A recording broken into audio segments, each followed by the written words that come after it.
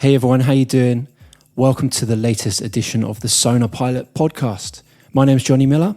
I'm the label manager at Sonar Pilot Audio, and I coordinate all the comms around the Mirage project.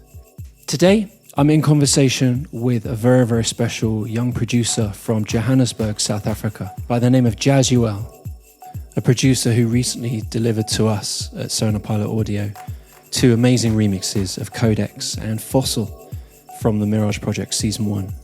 And we're going to dip into those two tracks a little bit later on in the podcast.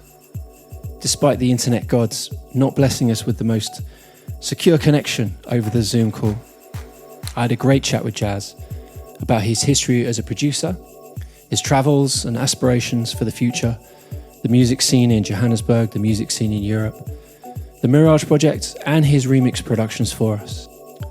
And to open the conversation, I simply asked, who is Jazzuelle? All right, Jazzuelle is Thando Choma, born in Cape Town, raised in Johannesburg. I've been making music now for, 14 years, and I've been actively in the scene for just as long as well as a DJ as well. But everything started in Cape Town, started as a DJ, and had the natural progression to making music as well. It's that tried and tested method, isn't it? You know, you start DJing and the natural thing to do is get into the studio and make some tunes that you can play. Exactly. It's the natural curiosity, you know what I mean? You get to a point where you're just like, okay, I also want to do this. How do you do this? And, obviously it wasn't easy, I didn't get people that gave me a chance back then. I had to force my way in, you know what I mean? I had to learn how to make music on YouTube, from YouTube and Google and all the, I had a few mentors. Well, I wouldn't call them mentors, but they were guys that were trying to teach me the basics and so on, I ended up making music, man, at some point. And here I am, bro. Here you are, 14 years later.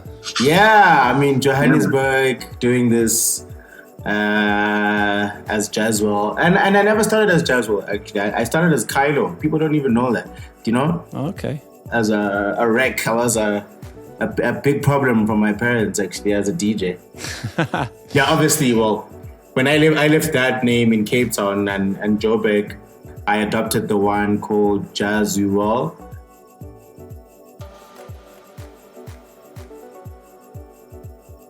In terms of your connection with the electronic music scene, not just in South Africa, it really strikes me that you've got a good connection with Europe.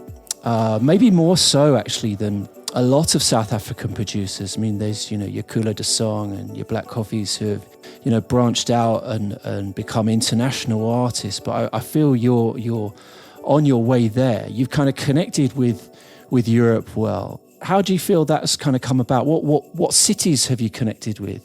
I think Berlin stands out than any other city, I think.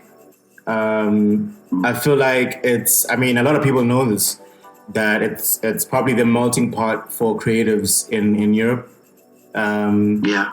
Most of the guys that I know of that I'm inspired by are all in Berlin. Most of the labels that I'm inspired by are all in Berlin. I really think that you kind of have to be there and network around if you really want to get somewhere serious in the scene or or be part of the conversation. I think I naturally gravitated towards Berlin, but Berlin wasn't actually the first place I went to when I was in Europe. Okay. Leaving South Africa for the first time and going to Barcelona was also a mind-wrecking experience because the scene here is different. It's completely different to the scene in Europe, and also it's just the perception that we have of the international scene or what's going on in the international scene is very different to what's actually there and what's going on and what's on. For sure. It's crazy because ever since I started making music, I always wanted to be part of the global community. Yeah. Yeah. When I started going out for the first time, like I was like, what is going on here? It was more like it pushed me harder to try and be part of that conversation. It feels like the South African scene has taken a heavy cue from Europe in the last maybe 5 years. It's always been like that. I think it's always been like that. I mean, never mind us making music right now, but like even in the days of compilations where Vinnie Da Vinci's and your DJ Freshers, these are the pioneers here in South Africa for house music. Mm-hmm. They weren't compiling music from here. Yeah. They were compiling music from the States, music from Europe. That's how we got to know guys like Rocco, guys like Martin Iverson at Jazz.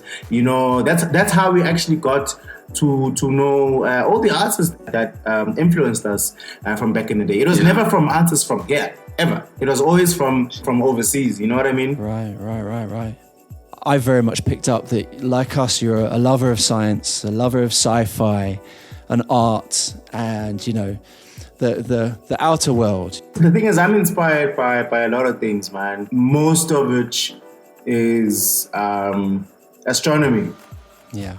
It's moved from having actual artists that I can name and say, okay, these guys inspire me right now. It's been more about what actually inspires me. That's not music, or that inspires me to make music. Yes. I mean, I've got favorite artists. Don't take me the wrong way. Like I've got artists that are my favorite artists and so on. But there's a band called Lil Dragon, the Cinematic Orchestra. There's Bonobo. There's Floating Points. I know. I mean, this guy. What's his name? Leon Weinhall inspired me a lot as well. Henrik Schwartz as well. Theo Parrish. I mean, Martin Atjaz as well. I'm also inspired by a lot of. There's a scoring artist that passed away, unfortunately. I think passed away 2 or 3 years ago.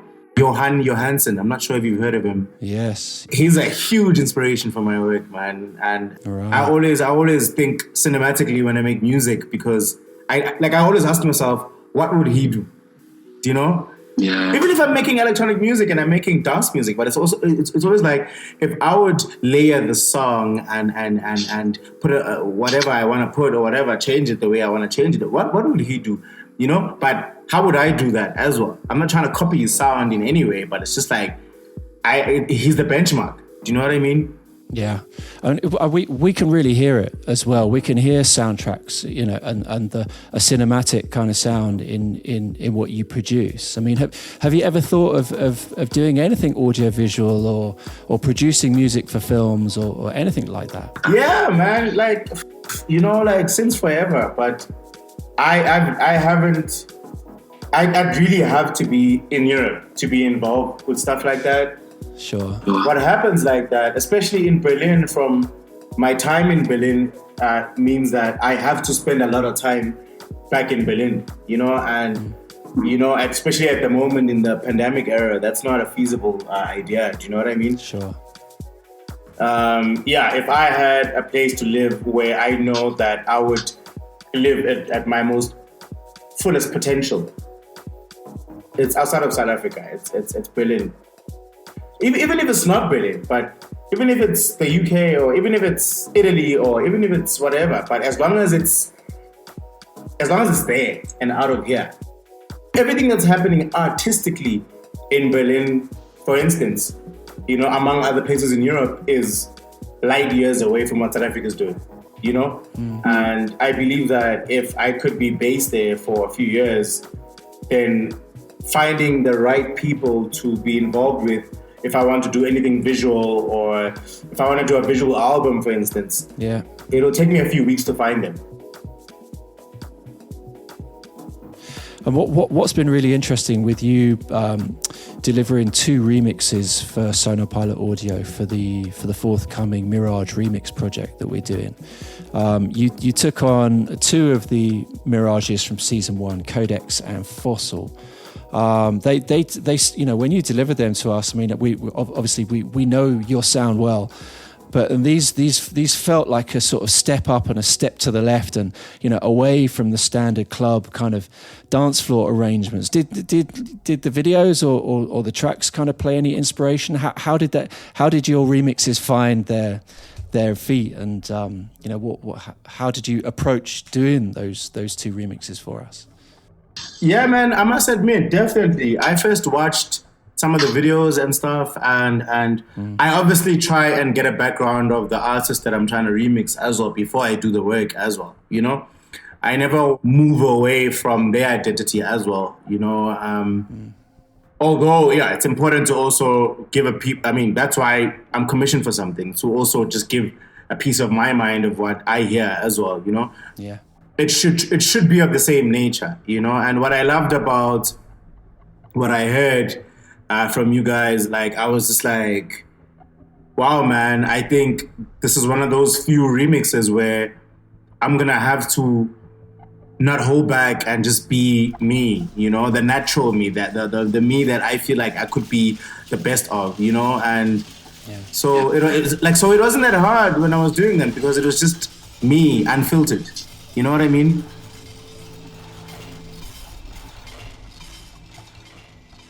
You're listening to the Sonar Pilot podcast. I'm Johnny Miller, and I'm in conversation with Jazzuelle, celebrating the release of the first part of the Mirage Remix series. Let's dip into one of these mixes. Let's dip into Jazzuelle's mix, the Spectral Ensemble mix of Sonar Pilot's Codex.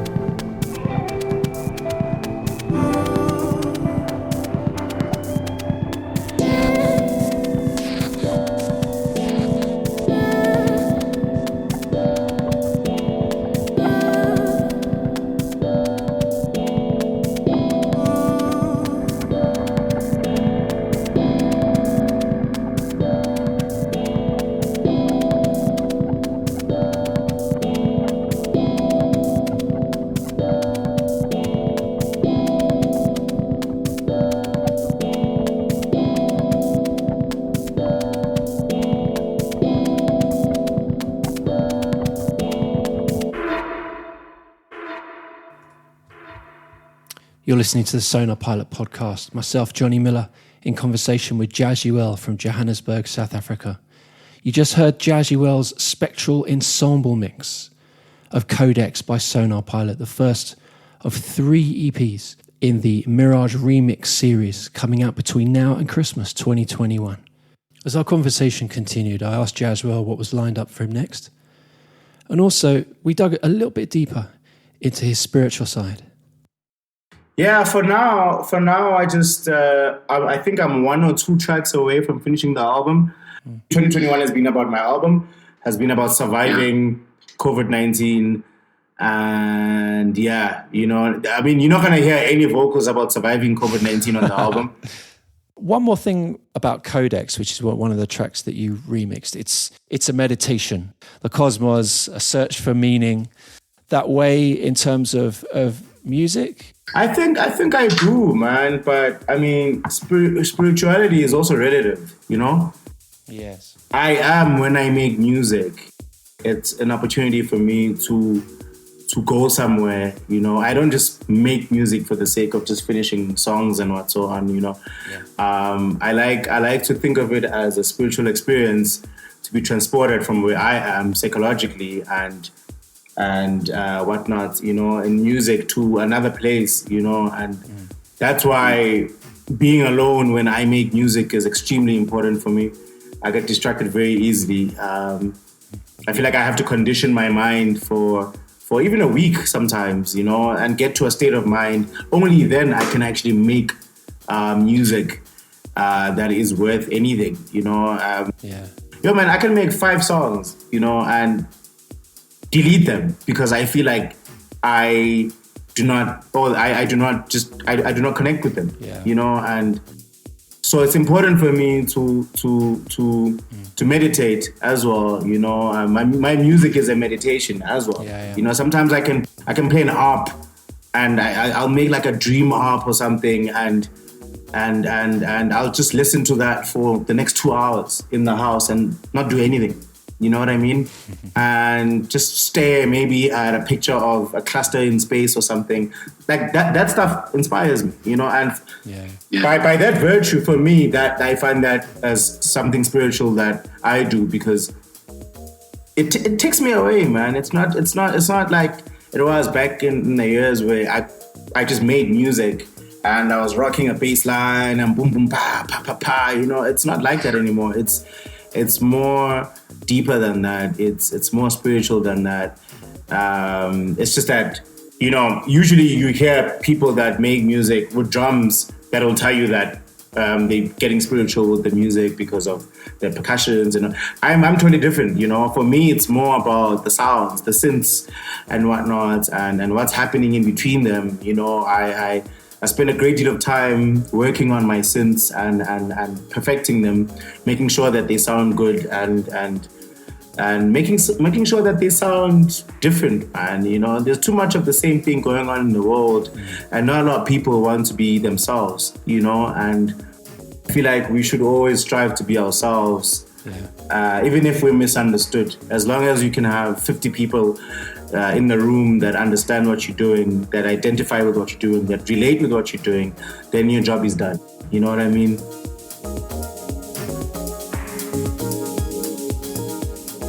Always a pleasure and always an interesting moment speaking to Jazzuelle. I want to thank him personally for his time talking to me on the Sonar Pilot podcast and his amazing work on the 2 remixes for the Mirage Remix series.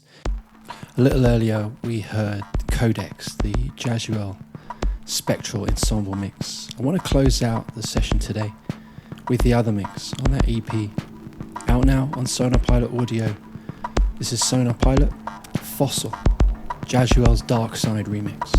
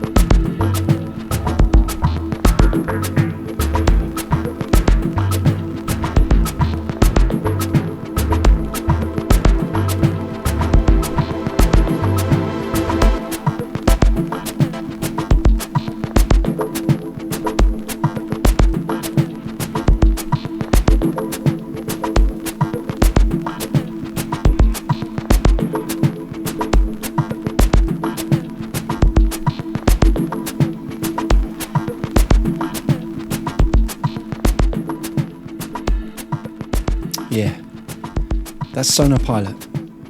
Track called Fossil, the Jazzuelle Dark Side remix, that's out now on Sonar Pilot Audio, on the Mirage Remixed EP1. So thanks for listening. We'll be back again very, very soon with another edition. Myself and Michael Moppet, aka Sonar Pilot, talking to more guests from the world of the Mirage project. You can follow us on social media. If you go to Facebook, just search out Sonar Pilot, or one word. We're on Twitter and Instagram at Sonar Pilot Audio, again, all one word. And of course, you can go to www.themirageproject.com for the full extended HD versions of all the Mirage Project videos. So till next time, as always, take care, stay safe, peace.